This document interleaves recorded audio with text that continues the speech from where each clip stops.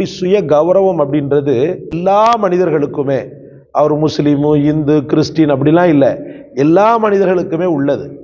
அந்த சுய கௌரவம் எந்த காலத்திலும் பாழ்படுத்தப்படக்கூடாது. சமூகத்தால் புறக்கணிக்கப்பட்டவனாக ஆகக்கூடாது. சமூகத்தால் மரியாதை செய்யப்படாதவனாக ஆகக்கூடாது. உயர்ந்த மரியாதை உடையவனாக, இஸ்ஸத்துடையவனாக வாழ வேண்டும் என்று ஒருவர் நாடினாரேயானால் இந்த துவா அவருக்கு ஒரு பெரும் வெற்றியை தந்துவிடும். பிஸ்மில்லாஹிர் ரஹ்மானிர் ரஹீம். கண்ணியத்திற்கும் மதிப்பிற்கும் உரிய எல்லாம் வல்ல அல்லாஹ்வின் நல்லடியார்களே, கஞ்சிக்கு வழி இல்லாதவனாக இருந்தாலும் கண்ணியத்தை விரும்பக்கூடியவனாக இருக்கக்கூடியவன் மனிதன். காசுக்கு வக்கற்றவனாக இருந்தாலும் தனக்கான ஒரு கௌரவத்தை விரும்பக்கூடியவன் மனிதன். சுய கௌரவம் பாழ்படுத்தப்படும் போது எரிமலையாக அவனுடைய உள்ளம் குமுறி விடுகிறது. அதுவும் பல பேருக்கு முன்னால் தான் அவமானப்படுத்தப்படும் போது பல மக்கள் இந்த அவமானத்தால் தற்கொலை கூட செய்து கொள்வார்கள். சினிமா என்பது நமக்கு சம்பந்தமில்லாத ஒன்று. ஆனாலும் நியூஸ்களில் நாம் படித்த செய்தி, சினிமா துறைகளில் தயாரிப்பாளராக பெரிய அளவுக்கு பரிணமித்த ஜிபி பிலிம்ஸ், ஜி வெங்கடேஸ்வரன் என்று சொல்லக்கூடிய நபர், பிரசித்தி பெற்ற படங்களை இயக்கியவர். இந்த நபர் ஒரு முறை யாரோ ஒரு நபரிடத்தில் கடன் வாங்குகிறார். அந்த நபர் இவரை விட ஸ்டேட்டஸ் ரொம்பவும் கம்மியானவர். அந்த கடன் கொடுத்தவர் குறிப்பிட்ட அந்த நாள் கடந்தும் அவர் கடனை வழங்காததால் என்ன செய்கிறாருன்னு சொன்னால், முதல்ல கேட்டு பார்க்குறார். கேட்டு பார்த்து அவங்களோட மேனேஜர் அப்படி இப்படின்னு சொல்லிட்டு எதுவும் சரியான ரெஸ்பான்ஸ் இல்லை. கடைசியில் நேரடியாகவே வெங்கடேஸ்வரன் என்பவருக்கு ஃபோன் செய்தாராம். செய்யும்போது அந்த நபர் எடுத்து பேசுகிறார். பேசின உடனேயே, அடுத்தவன் பொருளை சாப்பிட்றீங்களே, உங்களுக்கெல்லாம் எதுவும் மான மரியாதை எதுவும் கிடையாதா அப்படின்ற மாதிரி அந்த சுய கௌரவத்தை குத்தி கிழிக்கிற மாதிரி சில வார்த்தைகளை அந்த கடன் கொடுத்த நபர் சொல்கிறார். இந்த ஜிவி பிலிம்ஸ் என்பவர் பல கோடிக்கு அதிபதி. ஆனால் சொன்ன நபர் ஏதோ ஒரு சில ஆயிரங்கள் லட்சங்களுக்கு தான் அதிபதி. ஆனால் அந்த நேரத்தில் தன்னுடைய சுய கௌரவம் ஒரு சில லட்சங்களுக்காக, கோடிகளுக்காக பாழ்படுத்தப்பட்ட அந்த நேரத்தில் எரிமலையாக அவருடைய உள்ளம் குமுறி கடைசியில் அந்த நபர் தற்கொலை பண்ணிட்டான். நான் எதுக்காக சொல்ல வர்றேன்னு சொன்னால், சுய கௌரவம் ஒரு மூமினை பாதிக்கும் போது அவனால் தாங்க முடியாது. ஏன், நமது பிலால் ரலியல்லாஹு, உங்களுக்கு ஏற்கனவே நான் சொன்னதுண்டு, இருந்தாலும் ஞாபகப்படுத்துகிறேன். அபூதர் கிஃபாரி உயர்குல அரபி. ஒரு முறை அவர்கள் பேச்சுவார்த்தையில் அவருடைய கருத்து, அவங்களுடைய ஒப்பீனியன் பிடிக்காததுனால ஹதரத் பிலால் ரலியல்லாஹு அப்ஜெக்ஷன் பண்ணுறாங்க, அதாவது மறுப்பு தெரிவிக்கிறாங்க.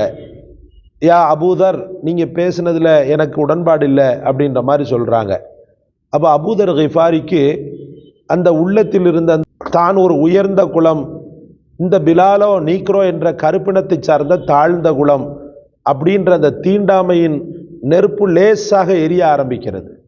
எரிய ஆரம்பித்த உடனே என்ன பண்ணுறாங்கண்டா, அபூதர் கிஃபாரி ரலியல்லாஹு, இப்ன சௌதா, ஒரு கருப்பினத்தை சார்ந்தவளின் மகனே அப்படின்னு சொல்லி சுய கௌரவத்தை, ஹஜ்ரத் பிலால் ரலியல்லாஹுடைய மிகச்சிறந்த தன்மானத்தை அப்படியே என்ன செய்கிறாங்கன்னா குத்தி கிழிக்கக்கூடிய விதத்தில் வார்த்தையாடலை பண்ணிடுறாங்க.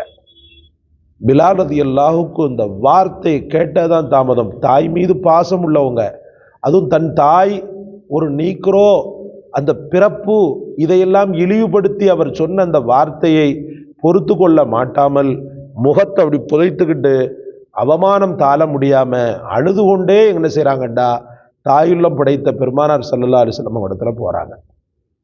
அபலைகளின் ஆசான் அல்லவா, நிராயுதபாணிகளின் நித்திய ஜீவன் அல்லவா, அநீதி இழைக்கப்பட்டவர்களின் அடைக்கலம் அல்லவா, அந்த ரசூலிடத்துல போய் விவரத்தை சொன்ன உடனே வந்தாங்க. அபூதர் கிஃபாருடைய சட்டக்காலர் அப்படி பிடிச்சாங்க. பிடிச்சிட்டு, அன்த ஃபில் ஜாஹிலியா, நீ இன்னும் இந்த மடமை காலத்திலே இருக்கிறியா, நான் பெருசு நீ சிறுசு, நீ கருப்பு நான் சிவப்பு அப்படின்ற அந்த முட்டாள்களின் காலகட்டத்தில் இருந்து இன்னும் நீ மீளலையா அப்படின்னு சொல்லிட்டு என்ன செய்றாங்க, உழுக்குறாங்க. அவங்க உழுக்குன உழுக்கில் அவங்க உள்ளத்தில் இருந்த அந்த அந்த சிறிது அந்த தீமையான அந்த எண்ணங்கள் எல்லாம் உதிர்ந்து போகிறது. தீமையான எண்ணங்கள் எல்லாம் உதிர்ந்து போகிறது. தான் எவ்வளவு பெரிய வார்த்தையை சொல்லியிருக்கிறோம் என்ற அந்த பேருண்மை அவர்களை முகத்தில் அடிக்கிறது. என்ன செய்தாங்க தெரியுமா? நேரா போனாங்க, ஹசரத் பிலால் ரலியல்லாஹுடைய கைகளை பிடித்தாங்க. கைகளை பிடித்து சொன்னாங்க, யா பிலால், நான் எவ்வளவு பெரிய வார்த்தையை சொல்லிவிட்டேன், உன் தாயை நான் இழிவுபடுத்தி விட்டேன்.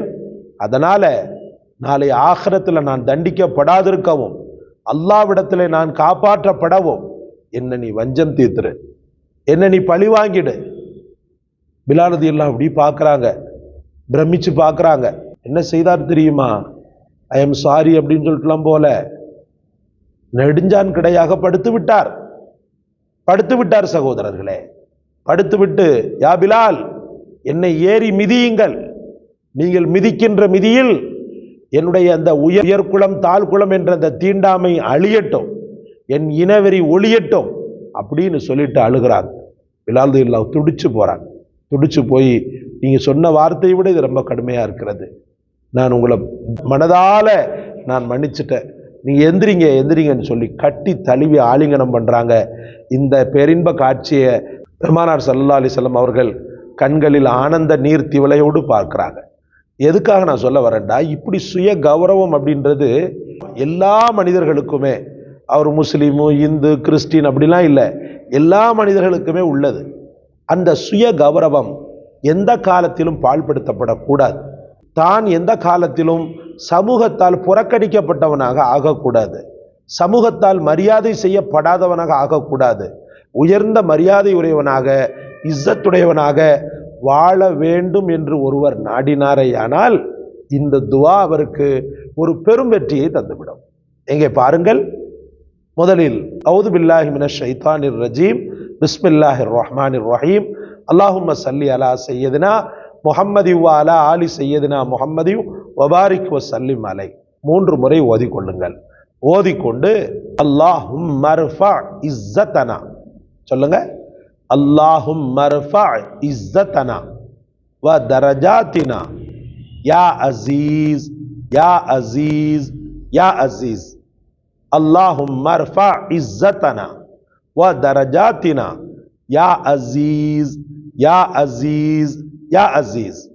இந்த துவாவை அல்லாஹும்ம ரஃபா இஸ்ஸதனா, யா அல்லாஹ், என் மரியாதையை என் கண்ணியத்தை நாளொரு மேனி பொழுதொரு வண்ணம் உயர்த்தி கொண்டே இரு ரப்பே. மமதை அல்ல, மரியாதை. தற்பெருமை பிடித்து அலையக்கூடியவனாக அல்ல, என்ன ஒரு கண்ணியமானவனாக கௌரவமானவனாக என்னை உயர்த்தி விடு ரப்பே. தரஜாத்தினா, நாளொரு மேனி பொழுதொரு வண்ணமும் என்னுடைய அந்தஸ்துக்களை கொஞ்சம் கொஞ்சமாக கூட்டு. இப்படியே தாழ்நிலையிலே இருக்கக்கூடாது. நானும் சமூக அரங்கத்தில் ஒரு கண்ணியமானவனா, 4 பேருக்கு உதவுபவனா நான் இருக்கணும், கையேந்திரபவனா என்ன ஆக்கிடாத. யா அஸீஸ், மிகச்சிறந்த கண்ணியத்திற்குரியவனே, கண்ணியத்தை வழங்குபவனே அப்படின்னு சொல்லிட்டு தாழ்ந்து பணிந்து படைத்தவனிடத்துல தன் உள்ளத்தின் உணர்வுகளை எல்லாம், தான் ஒரு காலகட்டத்தில் அவமானப்படுத்தப்பட்ட அந்த நிகழ்வுகளை எல்லாம் கண்முன்னால் கொண்டு வந்து, நெஞ்சத்தில் கொண்டு வந்து, அப்படியே உழுந்து அழுது தொழுது அல்லாஹ்விடத்தில் இந்த துவாவை கிட்டத்தட்ட 21 முறை ஓதலாம், தப்பே இல்லை.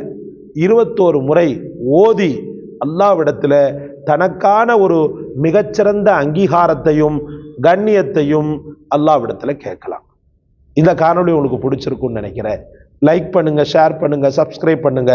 எல்லாவற்றை விட மேலாக இந்த வசீஃபாவை கண்டெடுத்து தங்களுக்கு சொன்ன எமக்காக துஆ செய்யுங்க. ஜஸாக் அல்லாஹ். அஸ்ஸலாமு அலைக்கும் வரஹ்மத்துல்லாஹ்.